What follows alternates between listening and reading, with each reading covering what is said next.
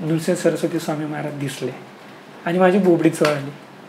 आता मी उठू, मला नमस्कार करायचं त्यांना, मला खूप काय काय त्यांना पाया पडायचं, फुलं व्हायची, खूप काय काय करायचं होतं, पण मला काही जमतच नव्हतं ते करायला. पण माझं त्यावेळेला म्हणजे एक ती गोष्ट मी आईवडिलांच्या विरुद्ध केली. तेवढी एकच पहिली आणि शेवटची गोष्ट आहे. पण शेवटी ते आईवडील आहे, त्यांनी पण मला माफ केलं. तर ते बोलले ह्या पत्रिका तर मी कधीतरी पूर्वी बघितलंय, कधीतरी पूर्वी बघितलंय आणि यांचं तर काय होण्यासारखंच नव्हतं, पण हे यांचं कसं होत आहे, यांचं लग्न कसं झालं, तर मुलाने मुलगी पण आहे 7 वर्षाची, लग्न पण झाले आणि स्वामी सेवेने सगळं ठीक आहे. ते बोलले अशक्य आहे, शक्यच नाही या गोष्टी. तर गुरुजींना एवढं त्यांना आश्चर्य वाटलं, मी सांगतो नाही ही गोष्ट चुकीची बोलते. ते सुद्धा शेवटी नतमस्तक झाले आणि त्यांनी स्वामी सेवा सुरू केली. दादा तुम्ही जे आता सांगितलं त्यामुळे नक्कीच मला तर खूप म्हणजे इच्छा आहे सर्व महिलांनी स्वामी सेवेत आलं पाहिजे, स्वामी सेवेमध्ये, आणि त्यांचे जे प्रॉब्लेम आहेत, त्यांचे जे प्रश्न आहेत ते हळूहळू सुटावेत. आणि तुम्ही सांगितल्याप्रमाणे जर सगळ्यांनी केलं तर नक्कीच त्यांचे प्रश्न सुटतील. श्री स्वामी समर्थ आशीर्वाद जाता. तर नमस्कार, मी रुपेश धुमाळ आणि तुमच्या सर्वांचं स्वागत आहे आपल्या स्वामींच्या चॅनलमध्ये, म्हणजेच रिअल टॉक विथ RDमध्ये. तर आज आपल्यासोबत आहेत आशुतोष दादा, जे आपल्याला त्यांच्या लाईफमध्ये घडलेले अनुभव ते आपल्यासोबत शेअर करणार आहेत. तर जाणून घेऊया आपण. नमस्कार आशुतोष दादा. श्री स्वामी समर्थ दादा. तर दादा, सर्वप्रथम तुझी ओळख. श्री स्वामी समर्थ. माझं नाव आशुतोष रघुनाथ पवार. मी मूळचा औरंगाबाद जिल्ह्यातला, म्हणजे आता त्याचं नामकरण संभाजीनगर झालं आहे आणि चेंडूपळे माझं छोटंसं गाव. तर मी स्थापत्य इंजिनियर आहे. इथे एक नामांकित कंपनीमध्ये मुंबईमध्ये माझी साईट आहे, तिथे मी काम करतो आणि राहायला मी मारळला आहे, कल्याणजवळ.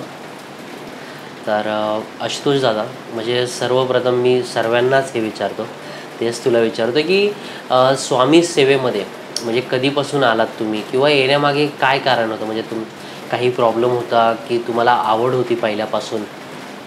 सर्वप्रथम मी माझ्या आईवडिलांचे धन्यवाद मानतो की ज्यांनी मला जन्म दिला आणि त्यांची पुरोपुण्य म्हणून मी स्वामी सेवेत आलो.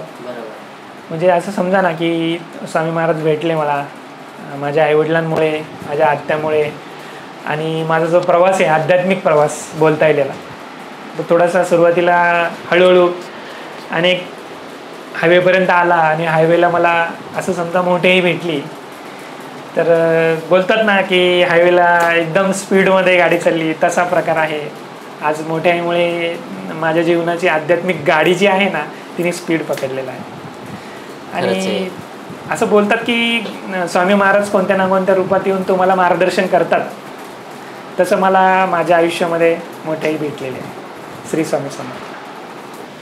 तर ही खूप म्हणजे माझा जिव्हाळ्याचा प्रश्न तुम्ही विचारला आहे. स्वामी सेवा म्हणजे माझं वय निश्चित मला आठवत नाही, 5 ते 6 वर्षाचं असेल. तर आमच्या गावात कसं आहे, शिक्षणाची सुविधा नाही आहे प्राथमिक शाळेची. तर आम्हाला किंवा आमच्या समकालीन जी मुलं होती त्यांना असंच बाहेर कोणी नातेवाईक हॉस्टेल असं करून शिकावं लागायचं. तर त्यावेळेला माझी आत्या पुणतांबे हे जे अहमदनगर आत्ताचा अहिल्यानगर जिल्ह्यामध्ये कुंतांबा गाव आहे, चांगदेव महाराजांची समाधी आहे तिथे, त्याला आध्यात्मिक वारसा आहे. त्या गावामध्ये माझी आत्या आहे, वाढणे, सुनीता वाढणे म्हणून. तर तिच्याकडे मला माझ्या वडिलांनी शिकण्यासाठी पाठवलेलं तिथे. तर तिथेच माझं प्राथमिक शालांतपर्यंत शिक्षण झालं आहे. तर मी अगदीच म्हणजे 5 ते 6 वर्षाचा असेल तर स्वामी सेवेचं बाळकडून मला माझ्या आत्याकडून भेटलं आहे, सुनीता आत्या तिचं नाव. तर ती खूप सेवा करायची तेव्हा. तर तिची इच्छा असायची की मी पण सेवेत आलं पाहिजे. आणि साहजिक आहे, एवढं लहान वयात स्वामी सेवा भेटणं म्हणजे आत्ता आम्हाला कळतं आहे की आपण किती भाग्यशाली होतो की आपल्याला त्यावेळेला स्वामी सेवेमध्ये स्वामी सेवा करायला म्हणजे सुरुवात झाली. किंवा म्हणजे आयुष्याचं प्राथमिक वर्षच असतात ते की तिथूनच आमची सुरुवात झाली. अशी माझी सुरुवात तिथे झाली स्वामी सेवेची. तर तिथे घराच्या बाजूला विठ्ठल मंदिर होतं साहजिक तिथे पहिले आमचं केंद्र वगैरे नव्हतं. दिंडोरी प्रणित केंद्र त्यांनी उघडलं, तर कांबळे काकू म्हणून होत्या. तर तिथून माझी स्वामी सेवेत सुरुवात झाली. तर म्हणजे त्यावेळेला कसं आहे, म्हणजे बऱ्याचशा जणांना तुम्ही ऐकलं असेल की पुस्तक घेऊन बसायचे, स्तोत्रमंत्र तेव्हा त्यांनी वाचून वाचून पाठ केलेले. तर आमच्या वेळेला असं काही झालंच नाही, म्हणजे माझ्या बाबतीत तरी. मला आरती केंद्रजवळ होतं, म्हणजे लहानपणापासूनच ती सेवा करायला भेटायची. तर मला असं कधी गरज पडली नाही की एखादा स्तोत्र असू द्या, मंत्र असू द्या, मला पुस्तकात बघून वाचायला हवं, किंवा आरत्या पण. हे अगदी लहानपणापासूनच मुकदगत. आणि त्याचा असा फायदा झाला की सुरुवातीला तर मला नाही, पण जशी माझी सेवा वाढली, स्वामी सेवेत मी आलो, तर एक माझी म्हणजे प्रगल्भ बुद्धिमत्ता, स्मरणशक्ती हे खूप, म्हणजे लहान वयात मला असं त्याची जाणीव झाली की आपल्याकडे काहीतरी विशेष आहे त्यावेळेला. बरोबर. तर तिथून मला म्हणजे सांगायचा मुद्दा हा आहे, जे तुम्ही स्वामी सेवा सुरुवात केली तर तिथून तुमचा आध्यात्मिक आणि सर्वांगीण विकास सुरू होतो. तर बौद्धिक क्षमता माझी तेव्हाच वाढली. त्यावेळेला माझा आध्यात्मिक विकास पण फार कमी वयात सुरू झाला. तर हे म्हणजे अगदीच मी स्वतःला भाग्यशाली समजतो की माझे आईवडील त्यांच्यामुळे आणि माझी आत्या यांच्यामुळे मला ते बाळकडू भेटलं. अच्छा. मग त्यानंतर तुम्ही मुंबईमध्ये आला, म्हणजे नंतर मग मुंबईमध्ये आल्यानंतर तुमचा प्रवास कसा राहिला? मग तुम्हाला म्हणजे तिकडे तुम्ही केंद्रामध्ये सेवा करत होता, मग इकडे येऊन तुम्ही कुठे सेवा करायला सुरुवात केली?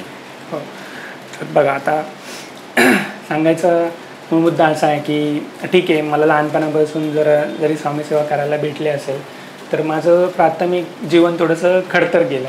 म्हणजे ज्या आम्हा सर्वांना अडचणी असतात, आर्थिक असू देत किंवा काही वेगळ्या सामाजिक किंवा, तर त्या सर्व अडचणीतून मी पण गेलो. असं नाही की स्वामी तुम्हाला म्हणजे स्वामी सेवेची संधी देतात तर तुम्हाला प्रारब्ध असंच सोडून देतात. प्रारब्ध ते तर आपल्याला चुकलेलं नाही, देवाला चुकलं नाही तर आपण कोण आहे. तर फक्त एवढंच आहे की त्याची तीव्रता खूप मोठ्या प्रमाणात स्वामी कमी करतात. तर असंच माझं लहानपण गेलं.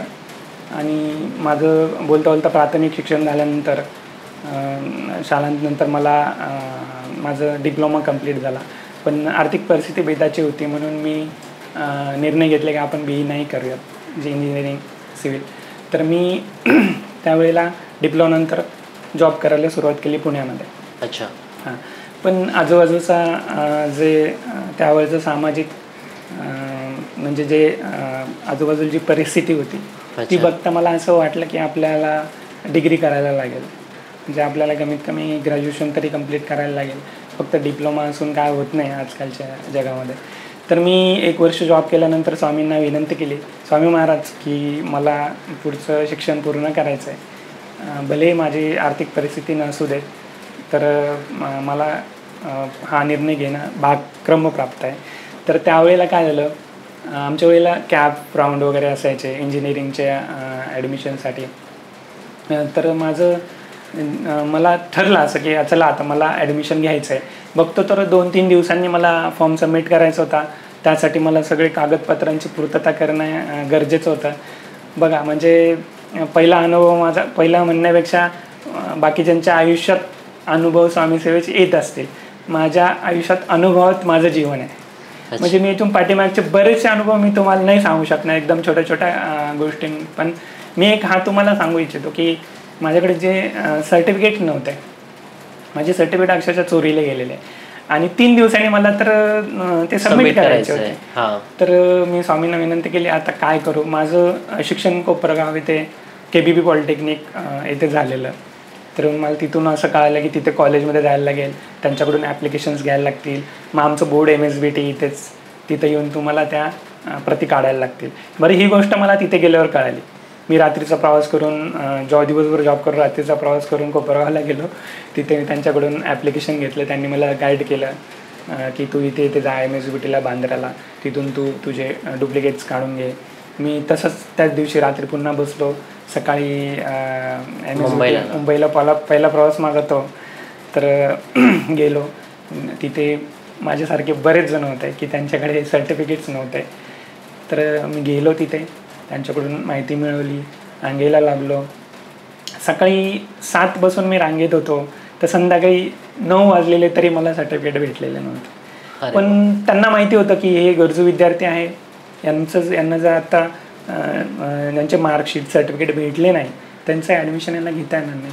मला रात्री 10 वाजता त्यांनी मला सर्टिफिकेट दिले. माझ्या व्यतिरिक्त अजून पण खूप सारे होते, पण माझा सर्वात मोठा अनुभव तो होता. मला तिथे भेटले. मग त्याच दिवशी पुन्हा रात्रीची ट्रेन पकडली, पुण्याला आलो. पुण्याला दुसऱ्या दिवशी सपोज असं टायमिंग होता एक 4-5 वाजेपर्यंत, त्याच्या आत तुम्हाला फॉर्म सबमिट करायचे होते. त्याच्या आत मी फॉर्म सबमिट झाले आणि मला कॉलेज भेटलं. त्याच्यानंतर काही दिवसांनी असं माझा प्रवास झाल्यानंतर माझी डिग्री पूर्ण झाली आणि त्यानंतर मी साहजिकच मुंबईतच आलो पुढच्या प्रवासासाठी.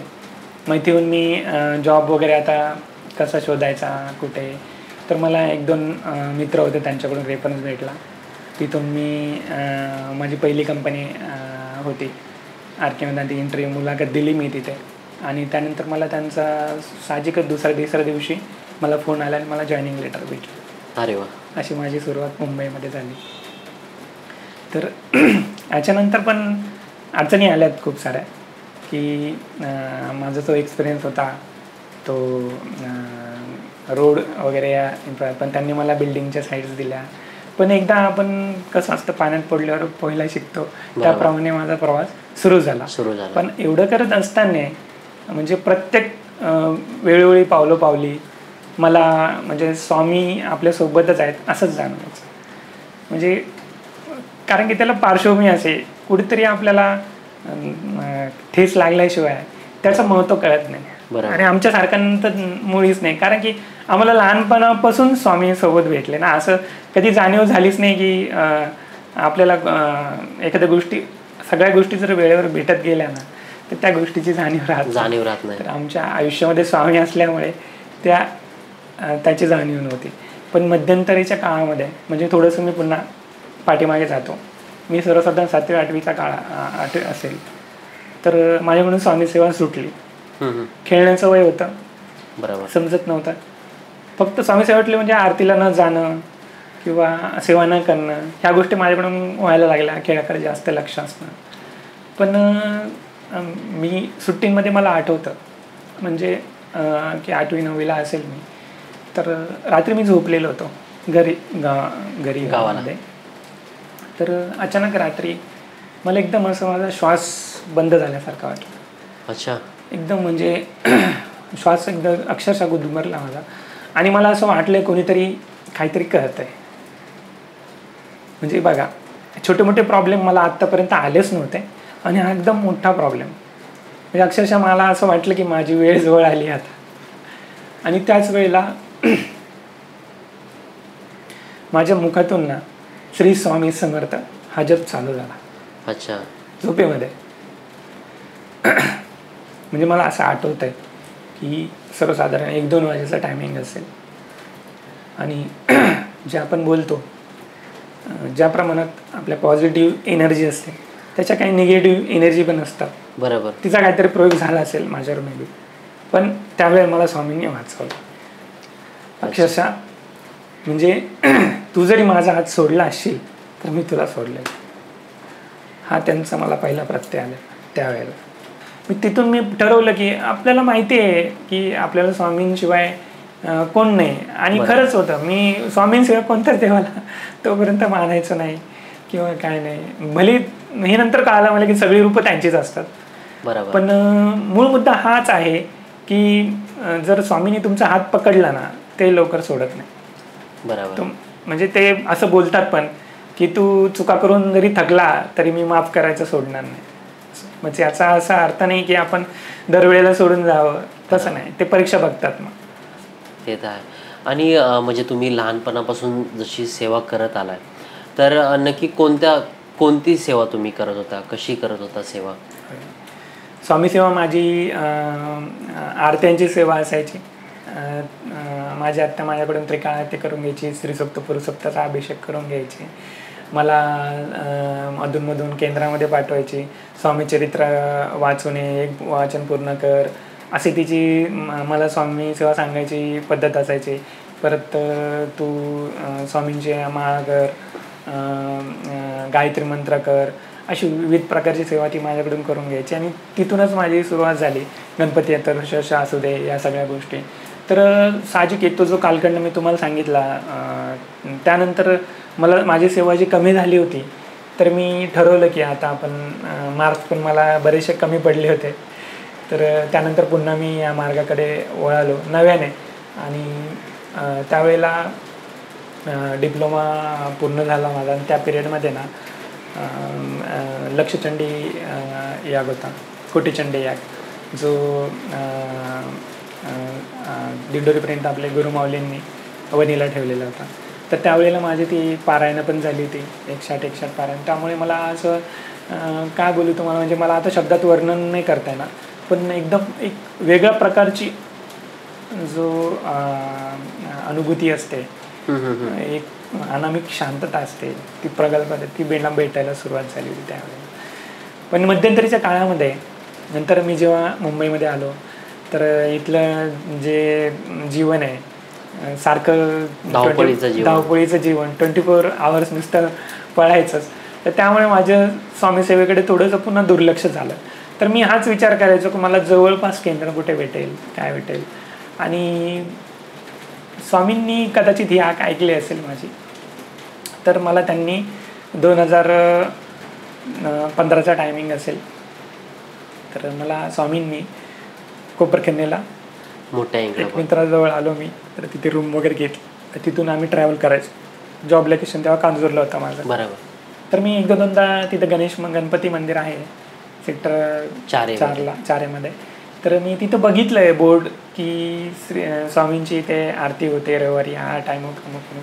तर मला एकदम म्हणजे 4-5 वर्ष तो गॅप पडला होता.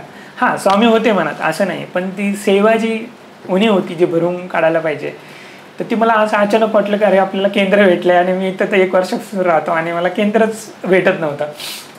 तर मी बघितलं, तर मी दुसऱ्या रविवारी ते हजर झालो. पण काही कारणामुळे तिथे त्यावेळेला आरती वगैरे झालेली नव्हती, किंवा त्यावेळेस काय ते जास्त पावसामुळे सुट्टी वगैरे होती. तर म्हणून चला ठीक आहे, काय हरकत नाही. त्याच्यानंतर 2 आठवड्यांनी पुन्हा योग आला. बघतो तो स्वामींचा इथे आरती झालेली आहे. मला लगेच समजलं हा स्वामींचा दरबार आहे. ते साप्ताहिक केंद्र होतं आणि माझं लहानपणापासून माझं केंद्रातच जे दरबार वगैरे बघण्यात, तर त्यामुळे मला समजलं की ते आत्ता स्वामींचा फोटो पण होताच समोर. आणि जे वातावरण असताना लगेच समजतं की आज इथे स्वामींची सेवा झालेली आहे किंवा होते. तर मी गेलो होतं, तर मला तिथं कळालं, मोठ्याही बसलेल्या होत्या, ते जाधव काका होते तिथे, की त्यांचं नियोजन चालू होतं की त्यांना जे आपलं वार्षिक मान सन्मान असतो कुलदेवी कुलदेवताचा, जसं गुरुमाऊली बोलतात, की तो करायला जायचं होतं. तर मला त्यांनी विचारलं, किंबहुना मीच त्यांना विचारलं की हे काय करताय तुम्ही. ते बोलले की आमचा असं प्लॅन आहे, या शुक्रवारी आम्हाला जायचं आहे मान सन्मान करायला. तर मी पण एकदम त्रासलेलोच होतो त्या धावपळीमुळे. मी पण ठरवलं की मला जायचं. मी नाव देऊन टाकलं मागचा पुढचा विचार न करता. आणि मी ठरवलं की मी या शुक्रवारी संध्याकाळी बसणार तुमच्याबरोबर, आणि तुमच्याबरोबर तुळजापूर आणि अक्कलकोट आणि आपलं जेजुरी करणार पूर्ण गाणगापूर. तर तो माझा प्रवास. आणि तिथे मला मोठेही भेटली. मोठेहीला म्हणजे मला असं वाटलं ना, पातक्षणी असं वाटलं की यांना आपण बघतोय खरं, पण असं का वाटतं की खूप दिवसांपासून आपण यांच्या कॉन्टॅक्टमध्ये आहोत, किंवा असं वाटतं की हे आपण यांना खूप वर्षांपासून ओळखतोय. म्हणजे मला ती अनामिक ओढ लागली. साहजिक 2 कारणं होते. एक कुलदेवी कुलदेवताचं दर्शन, स्वामींचा दरबार, आणि मोठ्याविषयी अचानक मला खूप बोलतात ना, म्हणजे मला भेटून 1 तास पण झालेला नव्हता, पण त्यांचं ते बोलणं ते बघून मला असं वाटलं की खरंच म्हणजे आपल्याला यांच्याजवळ जायला पाहिजे.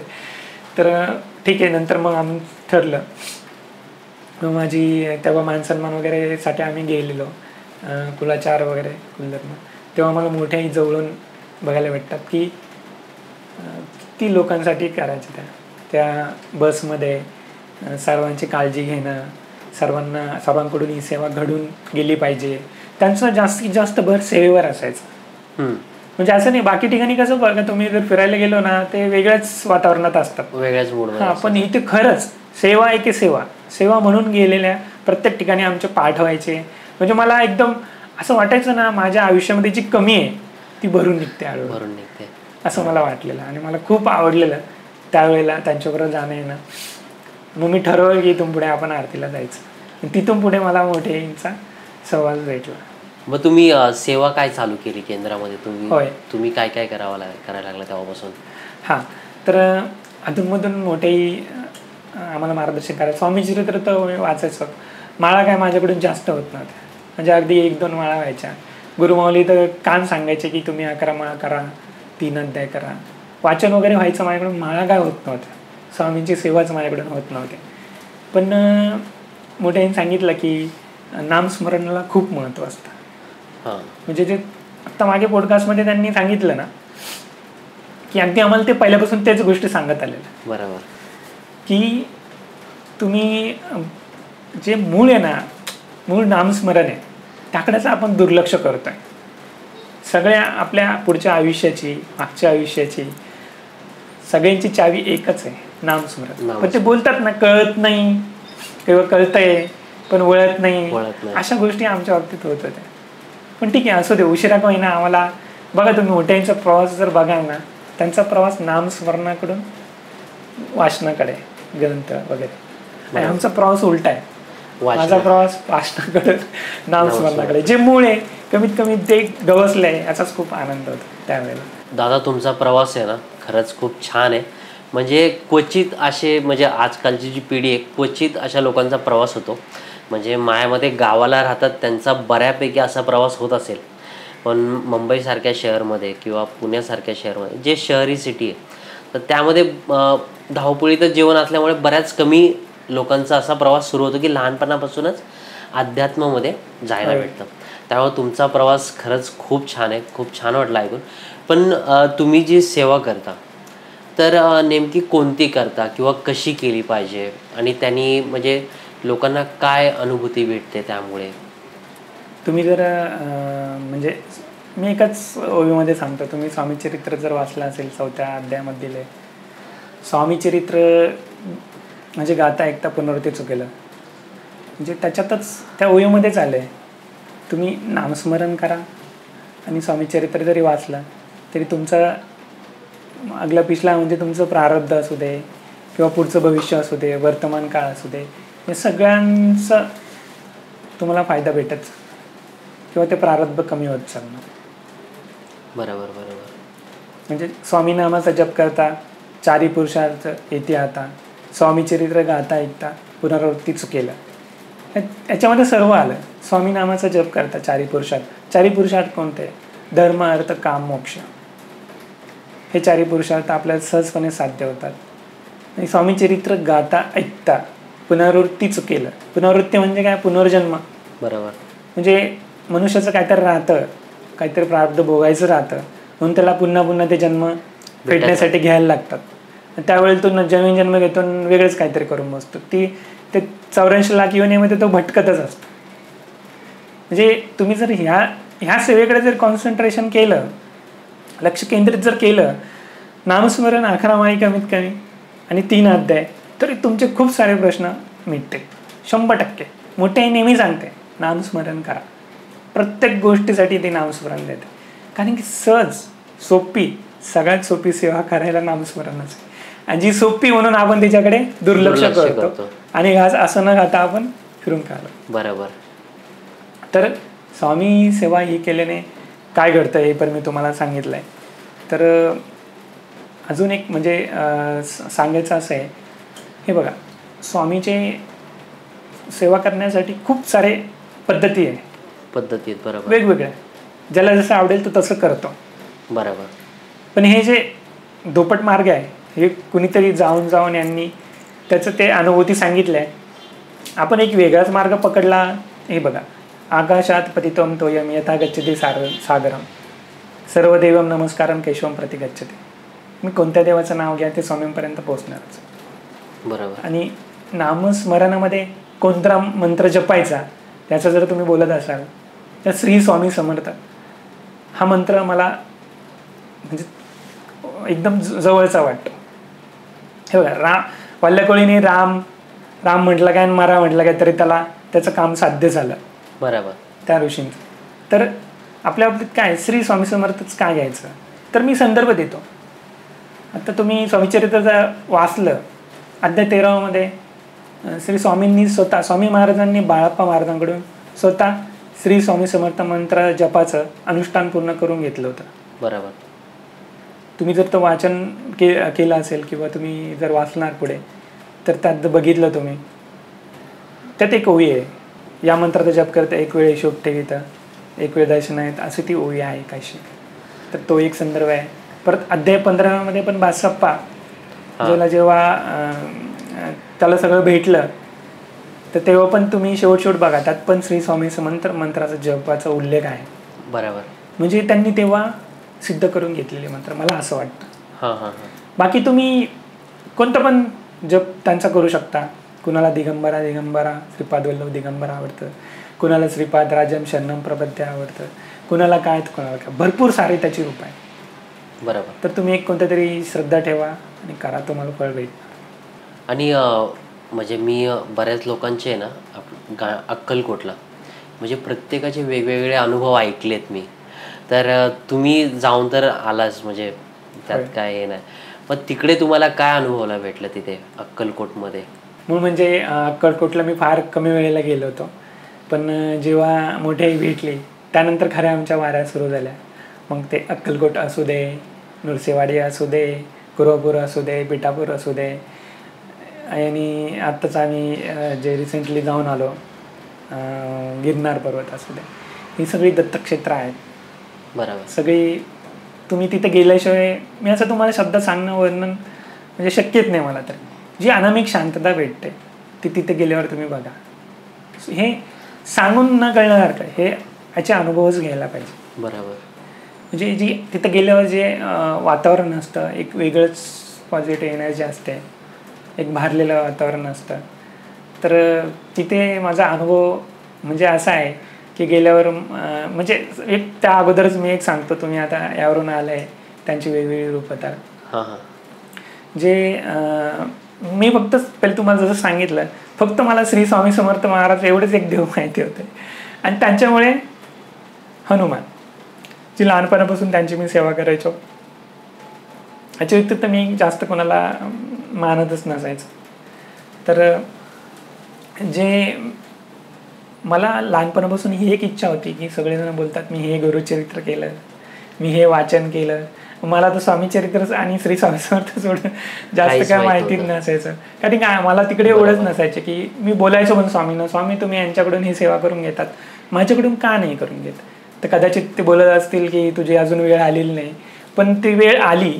2018 साली माझ्याकडून त्यांनी गुरुचरित्र करून घेतलं. तर मला तेव्हा असं वाटायचं की जे नृसिंह सरस्वती स्वामी महाराज जे आहे, स्वामींचाच अवतार, त्यांचा दुसरा अवतार श्रीपाद श्रीवल्लभानंतर, तर मला त्यांच्याबद्दल असं आकर्षण काय वाटायचं नाही. किंबहुना माझ्या मनात किंतु परंतु आला असेल मे बी. पण त्यावेळेला मला आठवतं स्वामींची सेवा मोठ्याने ना मला नाम मंत्राची सेवा दिलेली, आम्हाला तेवढा कंटिन्यू करून आम्ही त्यांना पाठवायचो. एवढा आमचा जप झालेला. आणि कदाचित बहुतेक तेव्हा आमचे जे झालं, आणि तेव्हा स्वामींनी मनावर घेतलं असेल की नृसिंह सरस्वती स्वामी महाराज हे माझंच रूप आहे आणि तू त्याबद्दल किंतूपर्यंत आणतोय. तर म्हणजे माझ्या एकदम आता तो रात्रीचा अनुभव तुम्हाला सांगतो. मी झोपलेलो होतो, मी माझी पत्नी, आणि आमचं असं समोरच देवघर होतं आणि स्वामींचा फोटो व्यवस्थित सगळं असणार तिथे. मी असंच नेहमीप्रमाणे नमस्कार करून माळा करून झोपलो. रात्रीचा कदाचित पहाटेचा 3-3:30चा टायमिंग असेल, आणि अचानक माझं कंटिन्यू हातात काउंटर पण असं असते. तर एकदम असं ना पिवळा प्रकाश जाणवला मला घरामध्ये. का तर म्हणजे ती जी रूममध्ये राहायचो मी कोपरखेरणेला, आपल्या केंद्राजवळच होती, तिथे आपल्या अनुराधाताई म्हणून होत्या सेविकरीस. त्या नुकत्याच शिफ्ट झालेल्या बदलापूर, अंबरनाथला, बदलापूरला. तर तिथे त्यांची ती रूम होती, त्यांनी सेवा केलेली त्या रूममध्ये बरीच. नंतर मी आलो आणि मी करायला लागलो. बरोबर. आणि त्या कोपऱ्यामध्ये एक सुंदर असा प्रकाश पडला, थोडासा निळसर पिवळसर, आणि अक्षरशः माझ्या डोळ्यासमोर ना असे डोळे माझे उघडले. मध्येच आपण बोलतो गाळ झोप मध्ये थोडेसे डोळे उघडले, तर मला साक्षात नृसिंह सरस्वती स्वामी महाराजांचं दर्शन झालं. अरे बा. म्हणजे तुम्ही अक्षरशः ते फोटोमध्ये बघाल ना, मी कधी निरखून बघितलं नाही, कारण की आपल्याला ज्या गावाला जायचंच नाही तर तिथली माहिती कशाला घ्यायची असं माझं. बरोबर. तर मी त्या दृष्टिकोनातून तुम्ही बघितलं तर ते स्वामी महाराजांच्या ठिकाणी मला एक 3-4 फूट असं बसलेल्या पद्मासन अवस्थेमध्ये नृसिंह सरस्वती स्वामी महाराज दिसले आणि माझी बोबडी चढली. आता मी उठू, मला नमस्कार करायचा त्यांना, मला खूप काय काय त्यांना पाया पडायचं, फुलं व्हायची, खूप काय काय करायचं होतं, पण मला काही जमतच नव्हतं ते करायला. म्हणजे काहीच मला काही सुचतच नव्हतं. बरोबर. म्हणजे मला वेगळाच तो ब्रह्मानंद, वेगळाच एक आनंद झालेला. आणि मला माझ्यासाठी हा मोठा अनुभव, म्हणजे आजपर्यंतचा एवढा डायरेक्ट समोरासमोर प्रत्यक्ष त्या देवघरामध्ये तिथे बसलेली मूर्ती स्वामी महाराजांची, आणि ती पण माझ्या मनात किंतु परंतु आला त्यानंतर, आणि माझी सेवा पण चालूच होते. तर दुसऱ्या दिवशी आलो, उठलो, मित्र मोठ्याला सांगितलं, अगदी काय क्षण 15-20 सेकंदासाठीच तो अनुभव होता, पण मी नंतर उठून बसलो. म्हटलं मला काय स्वप्न पडलं. मी माझ्या पत्नीला उठवलं, शालूला, तिला पण सांगितलं, ती बोली झोपतो काय नसेल. तर मोठ्याला दुसऱ्या दिवशी फोन केला, मोठ्याला मी सांगितलं, मोठे असंच झालं. आणि तुझं काय झालं होतं? म्हटलं मोठे असंच झालं होतं, कदाचित काही नाही, तुला स्वामींनी साक्षात्कार दिला की मीच नृसिंह सरस्वती स्वामी महाराज आहे, मीच श्रीपाद श्रीवल्लभ आहे, मीच स्वामी महाराज. असा तो प्रचंड मोठा अनुभव. आणि माझं गुरुचरित्र नुकतंच झालेलं होतं. मला त्यांनी म्हणजे बोलतात ना, म्हणजे कोणत्या ना कोणत्या रूपात येऊन किंवा तुम्हाला समोर येऊन तुमचं जे सेवा झाली त्याचा फळ देणं मला भाग आहे, म्हणून त्यांनी मला तो एक संदेश दिला की मीच स्वामी आहे, तुझे करतो ते माझ्यापर्यंत पोहोचत आहे, आणि किंतु परंतु तो बिलकुल आणायचं नाही. बरोबर. हा माझा खूप मोठा अनुभव आतापर्यंत. म्हणजे आणि त्यानंतर मला आणखी एक स्वप्न पडलेलं स्वामी महाराज त्यानंतरच काही महिन्यांमध्ये, की स्वामी महाराज आलेले स्वप्नामध्ये, वड वड मूळ मूळ म्हणत होते. वड वड मूळ मूळ हे 4 शब्द बोलत होते. मला काय तेव्हा समजलं नाही, पण मी मोठ्या यांना विचारलं, दुसऱ्याशी फोन करून, मोठ्या असं पडलं. तिने सांगितलं मला, काय नाही तुझी सेवा चालू आहे, तर तुला प्रत्यंतर येत आहे, तू या झाडाला पाणी घालत जा. अच्छा. हे माझे सर्वात मोठे 2 अनुभव. नाही, खरंच तुमचे अनुभव म्हणजे अक्षरशः अंगावर काटा आला माझ्या. आता मला सांगताना पण असं भरभरून येत आहे की बघा, तुम्ही तुमच्याकडून काही चूक पण झाली ना, ते प्रमाणासकट तुम्हाला दाखवतात, मी गायन जिंदाव, असं तो अनुभव होता. म्हणजे हे बघा तुम्ही, श्रीपाद श्रीवल्लभ महाराज, नृसिंह सरस्वती स्वामी महाराज, श्री स्वामी समर्थ महाराज. बघा, श्रीपाद श्रीवल्लभ महाराज कसं अगदी 16 वर्षाचं रूप, एकदम कुमारावस्था, बाल्यावस्था. नंतर नृसिंह सरस्वती महाराज तारुण्यावस्थामधले, आणि स्वामी महाराज वृद्धावस्थामधले, असे हे 3 अवतार आहेत स्वामींचे. बरोबर. आणि मला त्यांनी तिथून हा संदेश दिला असावा कदाचित, हे 3 रूप माझेच आहे. माझेच आहेत. म्हणजे खरंच तुमचं म्हणजे काहीतरी तुमचं कर्म चांगले असतील भरपूर, त्यामुळे तुम्हाला प्रत्यक्षामध्ये तुम्हाला साक्षात्कार झाला. तर खरंच तुमचे अनुभव एकदम अंगावर काटे येण्यासारखे आहेत. तर म्हणजे अजून तुम्ही काय सांगू शकता लोकांना? म्हणजे लोकांचं काय माहिती आहे का, म्हणजे खूप म्हणजे मोठ्यांनी पण खूप साऱ्या गोष्टी सांगितल्या, सेवेबद्दल भरपूर सांगितले, काय केलं पाहिजे, कोणत्या प्रकारे सेवा केली पाहिजे, सगळ्या गोष्टी सांगितल्यात. पण प्रत्येक व्यक्तीची सांगायची पद्धत एक वेगळी असते. काहींना, बऱ्याच लोकांना मोठ्यांची आवडली, बऱ्याच लोकांना अजून दुसऱ्या कोणाची आवडत असेल, बऱ्याच लोकांना म्हणजे तुमची पद्धत देखील आवडेल बऱ्याच लोकांना.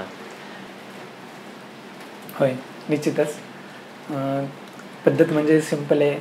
तुम्हाला कोणाला काही जमत नसेल, आपण बोलतो ना की सेवा कधी करायला पाहिजे, किंवा ऐकत असतं कोणाकडून तरी, म्हणजे यांना काही कळत नाही ते पण त्यामध्ये सांगतात, आत्ता काही स्वामी सेवा करायचा टाईम आहे, म्हणजे तुमचं काय आयुष्य संपत आलं आहे का, असं काही नाही. म्हणजे वृद्धावस्थेमध्ये सेवा करायला सांगितलं असं कोणी सांगितलं? उलट आपला मनुष्य जन्म 84 लाख योनीतून आपल्याला भेटतो, आणि तिथे आपण स्वामी सेवा किंवा सेवा करायला कचरतो, त्याला अर्थ नाही ना. आपल्याला आध्यात्मिक प्रगती करायची असेल, आपल्या आयुष्यातले प्रश्न जर आपल्याला सोडवायचे असतील, तर आपल्याला फार अगोदरच सेवा आणि विश्वास या 2 गोष्टी करायला पाहिजे. निश्चितच एक दिवस स्वामी महाराज काय करतात, तुमची सेवा त्यांच्याकडे घेतात आणि तुम्हाला निश्चितच त्याचं फळ देतात. फक्त त्यासाठी आपण संयम सोडायला नको, धीर सोडायला नको. बरोबर. किती सेवा करणारा असला ना कोणी, त्याला सुद्धा हे लागू पडतं. बरोबर. म्हणजे असं नाही की तुम्ही स्वामी महाराजांची सेवा करतात म्हणून तुम्हाला काय एखादं कर्म करणं चुकलेलं आहे. माझा आयुष्याचा प्रवास पण खूप खडतर होता आत्तापर्यंत, पण तो स्वामी महाराजांची प्रेरणा, बळ, पाठिंबा. हे बघा, स्वामी महाराज म्हणजे काय स्वतः येऊन तुम्हाला सांगणार आहे का? फार क्वचित. बरोबर. तुम्हाला असं कोणीतरी देत होतो आयुष्यात मार्गदर्शन करण्यासाठी. देवाचा माणूस होता, तो तुम्ही ओळखायचा. बरोबर. छोटे मोठे अनुभव किंवा कुणी एखादं आपण चुकत असेल आणि एक तिसरी व्यक्ती आपल्याला कानफटात मारून निघून जाते पुढे, तर त्याच्यातून पण संदेश असतो. बरोबर. तो तुम्ही ओळखता आला पाहिजे. तुमच्या हातात आहे त्यावेळेला तुम्ही काय करायचं ते. बरोबर. कसं आता मी बोलतो, आमच्या आयुष्यामध्ये मोठी आम्हाला भेटली, तिने आमच्याकडून खूप काही काही सेवा करून घेतल्या आणि पुढे पण करत राहणार. पण मी मोठेला का मानतो, तर आज मुंबईमध्ये मी आहे तर खरं मोठे आहे मुळेच. म्हणजे आज एक खूप मोठा अनुभव सांगतो मी तुम्हाला. माझं एका मुलीवर प्रेम होतं, तर म्हणजे आणि आमच्या घरच्यांना ते मान्य नव्हतं.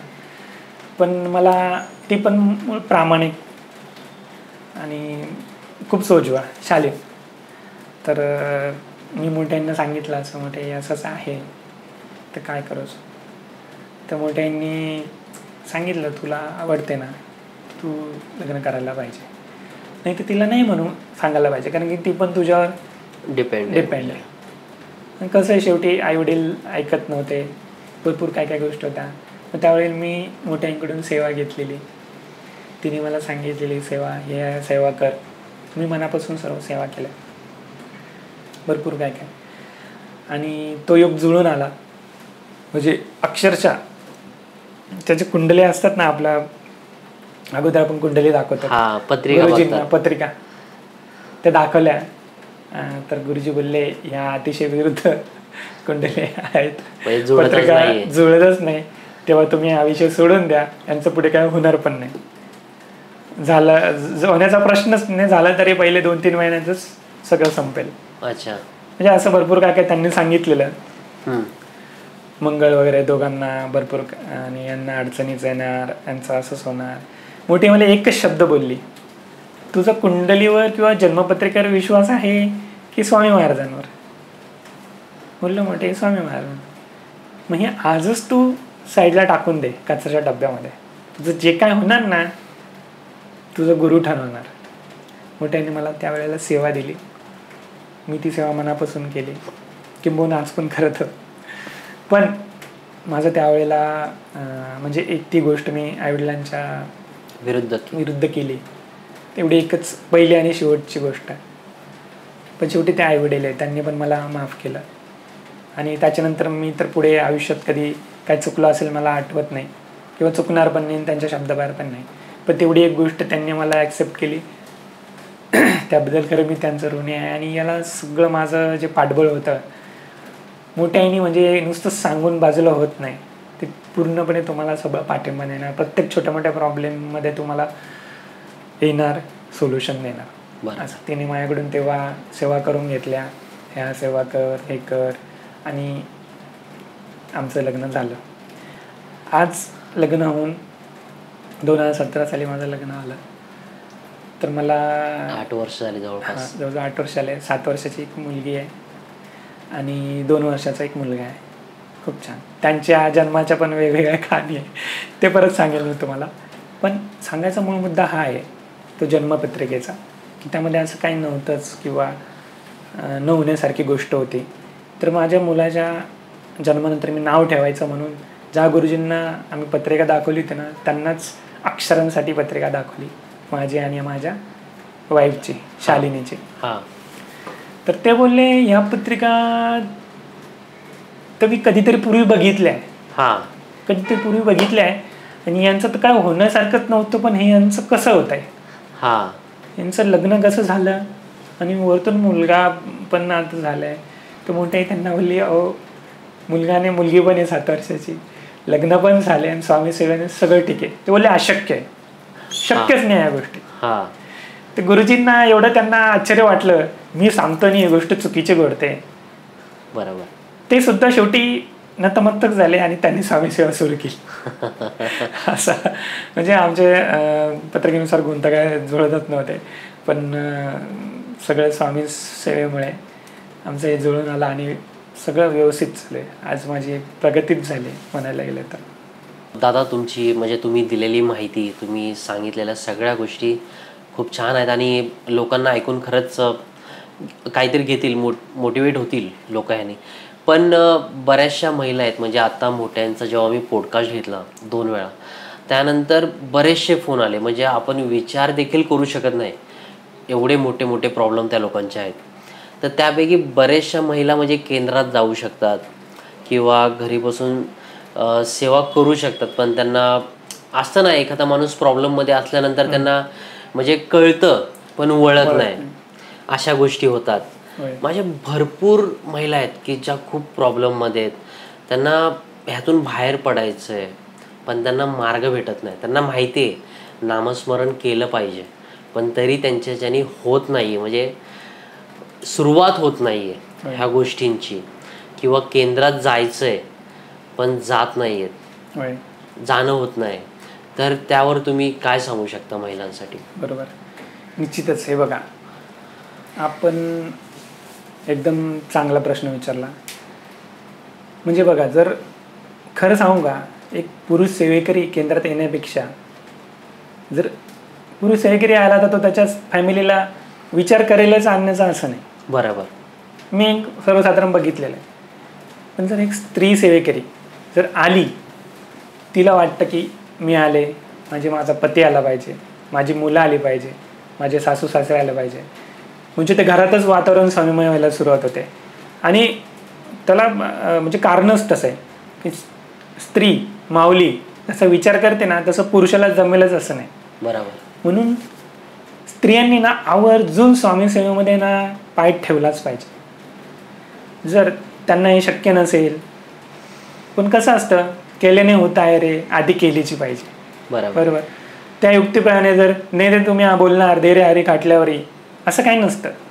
हे कलियुग आहे, इथे प्रत्येक गोष्टीचं तुम्हाला उत्तर द्यायचं आहे. तुम्ही स्वामी सेवेसाठी पुढाकार घेतलाच पाहिजे. तुम्ही काय नाही ना, कमीत कमी आरतीला हजर राहा, नामस्मरण चालू करा. नामस्मरण म्हणजे कसं, तुम्ही ठरवा, संकल्प खूप महत्त्वाचा असतो. बरोबर. आपल्याला पुढे काय करायचं ना, याचं जर आपण एक चित्र आपल्या मनामध्ये जर तयार केलं तर ते गरजेचं आहे. म्हणजे का बोलतोय, जर आपण ठरवलं की मला एवढा जप करायचाच आहे काय पण करून, तर तो होणार. तुम्ही बांधा, त्याला बांधले जा. मोठे बोलते संकल्पयुक्त करा, काय करायचं ते तुम्ही बांधले गेले ना, तर आपोआप तुम्ही जर एक पाऊल पुढे टाकलं ना, स्वामी महाराज 100 पावलं पुढे येणार. बरोबर. म्हणजे बघा, एखादा पाण्याचा प्रवाह असतो, एखादा खडक असतो, त्याच्यावर तो काही केल्याने छिन्नी हातोड्याने पण बऱ्याच वेळेला फुटत नाही, पण तो वर्षानुवर्ष तिथून पाण्याचा प्रवाह जाऊन पाण्याचा थेंब पडून शेवटी त्याला ते बरोबर तो फुटतोच. त्याप्रमाणे असं आहे, आपलं किती महिलांचे प्रश्न असू दे, कौटुंबिक प्रश्न असू दे, सगळं असू दे, आपण जर ठरवलं ना, जर महिलेने ठरवलं ना, माऊलीने, तर ही सहज होऊ शकतं. फक्त तिच्या मनात संकल्प आला पाहिजे. बरोबर. कारण की आज बघा तुम्ही, कित्येक कुटुंबामध्ये जरी पुरुषप्रधान फॅमिली असेल, तरी जर स्त्रीने माऊलीने घेतलेले जे निर्णय असणार ते निर्णायक असतात. आमच्या मोठ्याच्या बाबतीत बघा तुम्ही, बरोबर, तिचे एका संकल्पामुळे बऱ्याचशा गोष्टी घडतात. बरोबर. म्हणून तुम्ही काही जमत नाही ना, तुम्ही आरतीला यायचा प्रयत्न करा. आरतीला आल्या तुम्ही नामस्मरण, श्री स्वामी समर्थ या मंत्राची माळ घ्या. तुम्ही काही ना काही तुम्ही करा, सुरुवात करा. सुरुवात केल्याशिवाय होणार नाही. आणि जसं मी बोललो तुम्हाला, तुम्ही एक पाऊल तर टाकून बघा पुढे कसं चमत्कार होतात. म्हणजे सुरुवात तरी करून बघा. बाकी मग स्वामी आहेत तुम्हाला. ती एक उक्ती आहे ना, पाण्यात पडल्याशिवाय आपल्याला पोहायला शिकत नाही आपण. बरोबर. त्याप्रमाणे तुम्ही यात जोपर्यंत पडणार नाही ना, आणि कसं आहे, आम्ही बोलत नाही तुम्हाला, तुम्ही हे सगळं डोळसप्रमाणे स्वीकारा, तुम्ही त्याचं चिंतन करा, मनन करा, तुम्हाला याच्यातून काय भेटतंय काय नाही ना, तुम्हाला आध्यात्मिक समाधान तरी भेटेल. बरोबर. आध्यात्मिक समाधान खूप मोठी गोष्ट आहे आजकालच्या आयुष्यामध्ये. हो, तुम्ही बघा, आपण एवढे गुरफटलेलो आहे आपल्या प्रश्नामध्ये, आपल्या सामाजिक, कौटुंबिक, सगळे आर्थिक, या सगळ्या विवंचना कुठून सुरुवात होतात? आपल्या मनापासूनच सुरुवात होतात. बरोबर. त्या मनात जर आपल्याला शांत करायचं असेल आणि आपल्याला प्रगती साधायची असेल तर तुम्ही जसं मोठे बोलते ना, नामस्मरण तरी सुरुवात करा. मग हळूहळू तुम्ही एकदा नामस्मरण सुरू केलं, तुम्ही जर आरतीला वगैरे हजर राहायला सुरुवात केली तर स्वामी महाराज बघा तुमचं जीवन निश्चितच बदलते. निश्चित. दादा, तुम्ही जे आता सांगितलं त्यामुळे नक्कीच मला तर खूप म्हणजे इच्छा आहे सर्व महिलांनी म्हणजे स्वामी सेवेत आलं पाहिजे, स्वामी सेवेमध्ये, आणि त्यांचे जे प्रॉब्लेम आहेत, त्यांचे जे प्रश्न आहेत ते हळूहळू सुटावेत. आणि तुम्ही सांगितल्याप्रमाणे जर सगळ्यांनी केलं तर नक्कीच त्यांचे प्रश्न सुटतील. पण मला अजून एक विचारायचं होतं तुम्हाला, की तुम्हाला म्हणजे तुमच्या गावापासून तुम्हाला शिर्डी खूप जवळ आहे, म्हणजे तुमच्या तिथेच आहे, तर तिथलं काही अनुभव आलेत का तुम्हाला? होय, शिर्डी साईबाबांचा अनुभव म्हणजे कसं, जे सर्वसाधारण लोकांना येतात तसेच अनुभव आहे. काखेत कळसानी गावाला वळसा. बरोबर. एवढं मोठं देवस्थान आमच्या जवळ होतं, पण मला असं कधी म्हणजे बोलतात ना, योग जुळूनच आले नाही जास्त, फार क्वचित दर्शन व्हायचे आमचे. पण आम्ही जेव्हा कॉलेजला होतो कोपरगावला, तेव्हा आम्ही रामनवमीला रात्री चालत जायचो 16-17 किलोमीटर, रामनवमीला साईबाबांचं दर्शन घ्यायचो.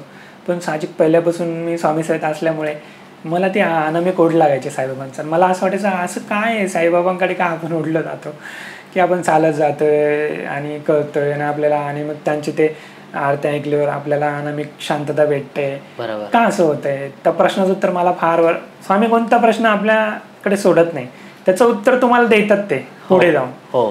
भले थोडं उशीर असू दे, कारण की आपली योग्य वेळ नसते आलेली, आपली प्रगल्भता तेवढी नसते, आपण ते जाणू शकत नाही आपल्याला. म्हणून तर बघायला गेलं शिर्डी साईबाबा खरंच आम्हाला खूप जवळचे होते. तर बघायला गेलं तर साईबाबा स्वामी महाराजांचे शिष्य. अच्छा. का तर जर श्रीपाद श्रीवल्लभ चरित्र तुम्ही वाचलं, त्याच्यामध्ये संदर्भ आहे, हनुमानाने श्रीपाद श्रीवल्लभ जेव्हा नमस्कार केला आणि बोलले माझं पुढचं कार्य काय करायचं आहे, तर तेव्हा श्रीपाद श्रीवल्लभाने म्हणजे स्वामी महाराजांनी त्याला सांगितलं की तू पुढे जाऊन तुला दिशेला जी नगरी आहे म्हणजे आजची शिर्डी, तिथे तुला अवतार घ्यायचं आहे, लोकांचे प्रश्न सोडवायचे. अच्छा. तू कलियुगामध्ये चिरंजीवी आहेस, हे प्रश्न तुला तिथे जाऊन सोडवायचे आहे, तुला वेगळाच एक अवतार घ्यायचा आहे.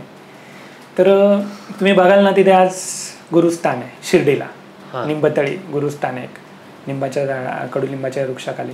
तिथे ना स्वामी महाराजांनी 12 वर्ष तप केलं. अच्छा. म्हणजे श्रीपाद श्रीवल्लभ महाराज.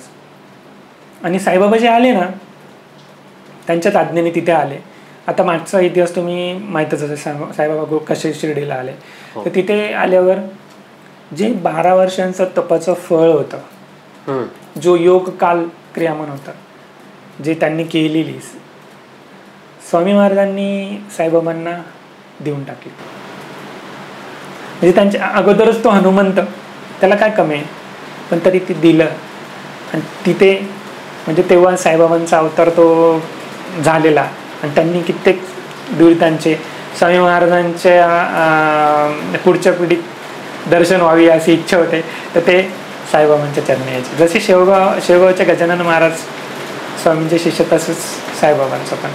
आणि मग जेव्हा तो संदर्भ माझ्या वाचनात आला तेव्हा मला कळालं की ही तर गुरु शिष्याची जोडी स्वामी महाराज. म्हणून मला एवढं त्यांच्याबद्दल एकदम आत्मीयता वाटायची, ओढ होती तुम्हाला खूप. म्हणजे बोलतात ना, गुरु से बडा गुरु का शिष्य, असं तशी ती म्हणजे साईबाबांनी खूप काय काय स्वामी महाराजांच्या प्रेरणेने तेव्हा केलं, म्हणजेच हनुमंत कलियुगामध्ये असं म्हणतात. दादा, मला आहे ना, म्हणजे तुम्ही सांगितलं सगळं खूप छान वाटतं, पण मला आहे ना तुमच्याकडून स्वामींबद्दल अजून जाणून घ्यायचं आहे. मला छान वाटते तुमच्याकडून ऐकून, त्यामुळे अजून सांगा ना स्वामींबद्दल. स्वामींबद्दल म्हणजे नीतीच बोलायला हवं आहे. जिथे शेषनाग काय बोलू शकला नाही तिथे आम्ही काय बोलणार. पण ठीक आहे, जर तुम्ही बघितलं स्वामी महाराजांना आपण एक गुरु म्हणून, सद्गुरू म्हणून स्थान देतो. गुरुचे पण प्रकार असतात, गुरु, सद्गुरू, परात्पर गुरु असे 4-5 प्रकार.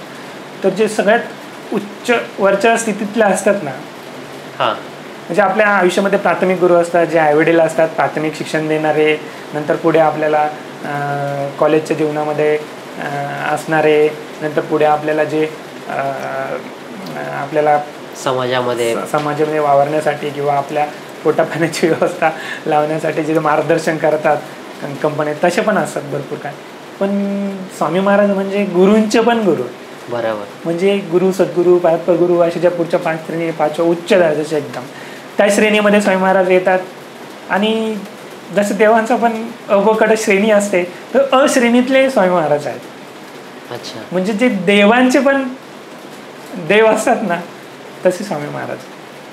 म्हणजे तुम्ही जर अनंत कोटी ब्रह्मांड नायक जर ते जय जयकार जरी ऐकला, त्यात तुम्ही संदर्भ घ्या, एक त्रिकोणाकार अशी योनी असते, तिथून क्षणाक्षणाला ब्रह्मांडाची उत्पत्ती होते, लय होत असते. तर असं हे कार्य म्हणजे असे उत्पत्ती लय करणारे कार्य करणारे स्वामी महाराज आहेत. अच्छा. म्हणजे तुम्ही विचार पण नाही करू शकत. म्हणजे तुम्ही बघा, देवसुद्धा त्यांची आज्ञा पाळतात. म्हणजे असे ते सद्गुरू कोणत्या श्रेणीत असेल. बरोबर. तर प्रश्न हा आहे की ते आपल्या खूप जवळचे ना, म्हणून आपल्याला त्यांची किंमत नाही होत. बरोबर. म्हणजे आपण तर त्यांचं वर्णन तर करूच शकत नाही, पण तरी आपल्या परीने आपण सांगण्याचा प्रयत्न करूया. असं आहे. तर दादा, तुमच्याकडून म्हणजे खूप सारी माहिती भेटली आणि तुमच्याकडून खूप मोटिवेशन भेटलं आहे की जेणेकरून जे अडचणीत आहेत किंवा ज्यांना स्वामी सेवा चालू करायची आहे पण त्यांचं राहून जातं आहे कोणत्याही कारणामुळे, कशामुळे, तर ते नक्कीच लवकरात लवकर चालू करतील अशीच अपेक्षा आहे सगळ्यांकडून. आणि प्रश्न सुटतील लोकांचे. तर तुम्ही आज आमच्या पॉडकास्टवर भेट दिली, तुम्ही तुमचा मौल्यवान वेळ दिला, त्याबद्दल खरंच खूप धन्यवाद तुमचं. तर असेच येत राहा. श्री स्वामी समर्थ. श्री स्वामी समर्थ. तुम्ही मला आपल्या पॉडकास्टमध्ये बोलण्याची संधी दिली, त्याबद्दल खरंच मी तुमचा ऋणी आहे आणि धन्यवाद. माझी अपेक्षा एवढीच आहे की यामधून आहे ना, आमच्यासारखे जे युवक असतील त्यांनी जास्तीत जास्त त्यापर्यंत हा पॉडकास्ट पोहोचावा आणि त्यांनी स्वामी सेवा सुरू करावी. कारण की आणि ठीक आहे, तुम्हाला जर असं वाटतंय की हे काय बाबा, तर तुम्ही डोळसप्रमाणेच हे करा. बरोबर. अंधश्रद्धा वगैरे असं काही नाही आहे, पण तरी माझी इच्छा अशी आहे, तुम्ही एकदा स्वामींना जाणून घ्या. निश्चितच या मार्गात यायचं पण स्वामीच ठरवतात. बरोबर. ही गोष्ट तर खरी, जोपर्यंत त्यांची आज्ञा होणार नाही, पण तुम्ही प्रयत्न तर करा. नक्कीच. हेच माझं सर्वांना सांगणं आहे. आणि प्लीज स्वामी सेवेकडे वळा, अजूनही वेळ गेलेली नाही. श्री स्वामी समर्थ. श्री स्वामी समर्थ. धन्यवाद स्वामी.